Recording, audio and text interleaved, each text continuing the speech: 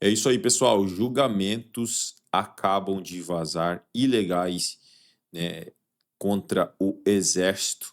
Isso incrimina 2 ministros do Supremo Tribunal Federal. Pessoal, acaba de explodir a notícia. Há uma revolta muito grande em praticamente todas as Forças Armadas.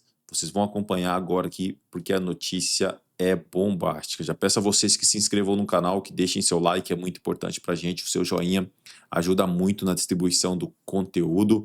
Clique no botão de hypar aí também, que ajuda muito na distribuição da notícia. Pessoal, não se esqueçam também de comentar de qual cidade vocês estão nos assistindo. A notícia é bombástica, acaba de ser anunciada. Bora pro conteúdo. Atingiu ano passado o maior nível da série histórica. E o aumento de impostos federais pesou nesse resultado. A estimativa do Tesouro Nacional considera a soma dos impostos pagos ao governo federal, a estados e municípios, em relação ao Produto Interno Bruto, o conjunto de bens e serviços produzidos no país. É quanto os impostos representam em toda a economia. A carga tributária chegou a 32,4% do PIB no ano passado. O resultado final ainda será divulgado, mas se a estimativa for confirmada, esse será o maior nível da série histórica. Esse aumento é explicado principalmente pelo peso dos tributos federais, com a maior arrecadação do imposto de renda retido na fonte, segundo o governo, um reflexo do crescimento da massa salarial. O resultado também foi puxado pelo aumento de tributos como o IOF, Imposto sobre Operações Financeiras. No ano passado, o governo elevou as alíquotas sobre operações de câmbio e crédito. Já a carga dos municípios teve uma pequena alta, puxada pelo crescimento da arrecadação do ISS, em linha com o crescimento do setor de serviços. Somente nos estados houve queda da carga tributária. Com esse novo recorde, 1/3 de toda a renda gerada na economia vai direto para os cofres do governo federal, estados e municípios. Segundo especialistas, um nível considerado alto demais para um país como o Brasil, ainda em desenvolvimento. A carga aqui está acima da média de nações da América Latina, de acordo com o último dado disponível de 2023.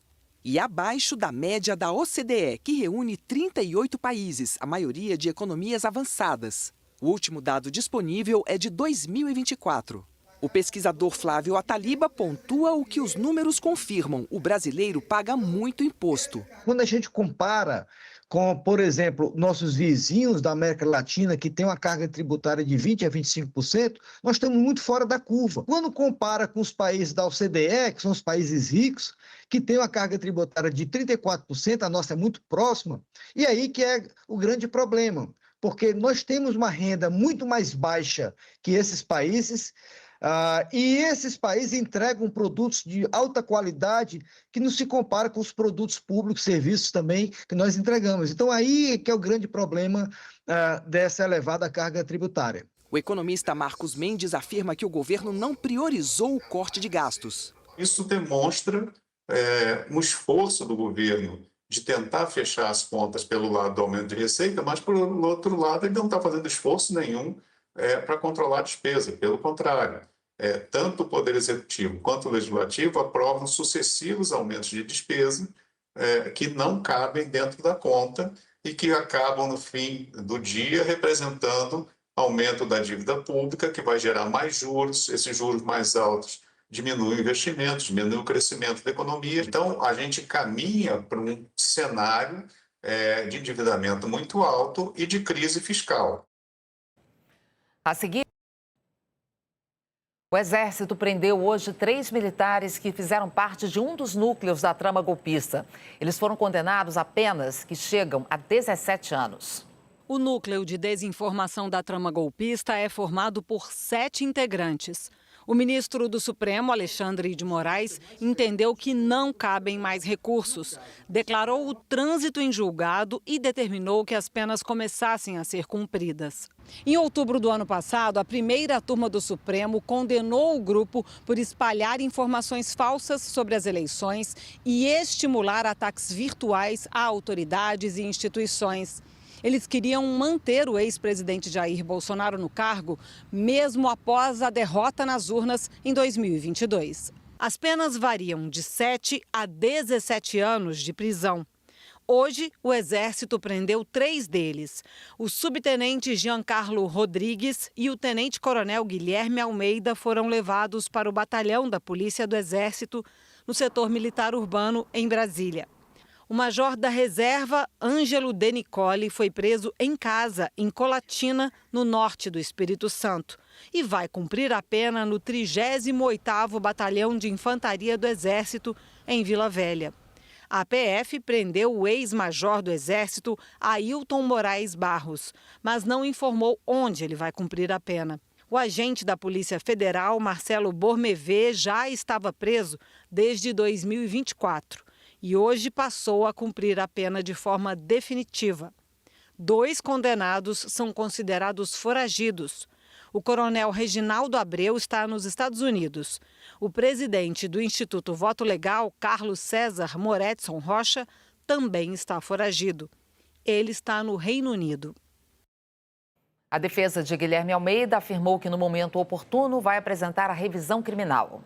A defesa de Ângelo De Nicoli disse que repudia a prisão do cliente na pendência de julgamento de recurso. A defesa de Reginaldo Abreu afirmou que o cliente deixou o país de forma legal, já que na época não havia ordem judicial restritiva, que ele mora legalmente no exterior e que vai comprovar a inocência dele. A defesa de Marcelo Bormevê afirmou que o cliente já se encontra preso há mais de 1 ano e 9 meses. As defesas de Carlos César Moretson Rocha, de Ailton Barros e Giancarlo Rodrigues não quiseram se manifestar. Brasil e Estados Unidos fecharam um acordo de combate ao crime organizado. A parceria prevê a troca de informações da Receita Federal com a Agência de Fronteiras dos Estados Unidos sobre cargas enviadas de navio ou avião. Tudo em tempo real. Aqui no Brasil, a informação vai permitir que, antes mesmo da chegada dos contêineres, a Receita tenha como identificar produtos ilegais e acionar a Polícia Federal para apreender as cargas. O principal foco da parceria é o combate ao tráfico de armas que abastecem o crime organizado. Segundo o governo, nos últimos 12 meses, as apreensões de armas traficadas para o Brasil somam mais de 500 quilos. Elas chegaram vindas principalmente da Flórida, sul dos Estados Unidos, enviadas em peças separadas para dificultar a identificação do armamento. Os dados de inteligência da Agência de Fronteiras dos Estados Unidos serão conectados ao Programa Brasileiro Desarma, que reúne informações estratégicas das apreensões de armas, como tipo de material. É isso aí, pessoal. Vamos para mais uma notícia, mais um conteúdo trazendo aqui para vocês uma notícia importantíssima que acaba de acontecer. Já peço a vocês, pessoal, que se não é inscrito no canal, se inscreva, deixe seu like e o seu comentário, que isso faz uma enorme diferença para a gente aqui dentro da plataforma. Não se esqueçam de ativar o sininho das notificações para ficar por dentro de tudo que acontece no meio político, deixando os créditos ao canal do André Macilha na plataforma do YouTube. Agora, sem mais enrolação, bora para o conteúdo. Se manifesta sobre investigar ministro e você não vai gostar do que ele falou. É incrível, né? Tudo que vem do Gonê é sempre uma furada. O Paulo Gonê finalmente falou pela primeira vez sobre o motivo dele ainda não ter aberto investigações sobre o Toffoli e sobre o Moraes a respeito do Banco Master. Eu vou te contar agora qual foi a justificativa que ele deu e por que ela não vale um tostão furado. Eu sou André Marcilha, advogado, comentarista jurídico, e peço que vocês se inscrevam aqui no canal e deixem o like, deixe o seu joinha. E está na Veja a seguinte matéria. Aspas, chefe da PGR, Paulo Gonê, tem sido pressionado a propor investigações contra ministros do STF citados em relações com Daniel Vorcaro, o dono do Banco Master, que negocia uma delação na carceragem da Polícia Federal em Brasília. Há quem tem dúvidas sobre o que falta para a Procuradoria-Geral da República, o Gonê, investigar esses ministros, diz ele ao Radar, a coluna da Veja. Aspas, investigação pressupõe indício de crime. Ou seja, o Gonê, ele ainda não conseguiu entender que há indício de crime. O Gonê, eu vou dizer uma coisa para você. Existe crime já, não é indício mais. O indício já faz tempo que passou. Faz tempo que passou, nós temos já comprovação de crime.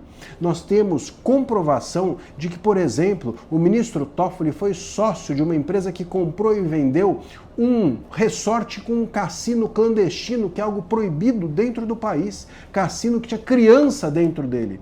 Já viu criança jogando baccarat, blackjack, e alguém ser sócio disso e ser lícito e não haver indício de crime? É o crime que está ali. No mínimo, nós temos um ministro que ele foi sócio de um cassino clandestino. Como é que isso não é nem indício para o Gonê de crime? Do outro lado, nós temos claramente uma demonstração evidente de que o Moraes conversou com um bandido, com o Vorcaro, no dia da sua prisão. Já está comprovado, a Anatel, inclusive, deu demonstrações, documentos, de que o celular era funcional, um celular funcional do STF foi usado para conversar com o Vorcaro no dia da prisão dele. Conseguiu bloquear, disse o Vorcaro. E esse celular, a imprensa já revelou que era do Moraes. A imprensa falou, olha, era o celular que o Moraes usava para conversar com a gente. Então tá demonstrado, o Moraes conversou com o Vorcaro no dia da sua prisão e recebeu a mensagem. Conseguiu bloquear, e o Toffoli foi sócio de uma empresa que tinha um cassino clandestino. Como é que isso não é indício de crime? Isso é crime, é já um crime. Você pode, ô Gonê, até não ter ainda os indícios de que isso é gigantesco como a gente imagina que seja, mas dizer que não há crime ou que não há indício de crime, ô Gonê, eu vou dizer o que há indício já, inclusive. Há indício de que você esteja cometendo o crime de prevaricação, que é quando uma autoridade pública sabe de algo e deixa de fazer aquilo que deve ser feito. Aliás, Gonê, foi inclusive já revelado que a própria PGR soube que vazamentos eram feitos ao Vorcaro do inquérito que o investigava desde novembro do ano passado, e sabe quem não fez nada? Você. Aí também há um bom indício de prevaricação. Gonê, faça-me o favor, fique quieto. É isso aí, pessoal. E vamos aqui para mais uma notícia. Paulo Guedes declara apoio a Flávio, prevê vitória da oposição em 2026 e diz que a ascensão da direita é global. Ex-ministro da Economia avalia que a ala centro-direita chegará unida às eleições de outubro e repetirá onde conservadora que se dá na América do Sul. O ex-ministro da Economia Paulo Guedes declarou que apoiará Flávio Bolsonaro na presidência da República, caso ele vença a eleição deste ano. A fala foi feita durante o evento Advance 2026, organizado pela gestora Femi Capital em São Paulo. Se ele ganhar, terá meu total apoio, mas Gema, Caiado, Ratinho Júnior, todos eles já tiraram fotos juntos, pois a centro-direita estará junta, afirma Guedes diante de uma plateia de investidores e empresários.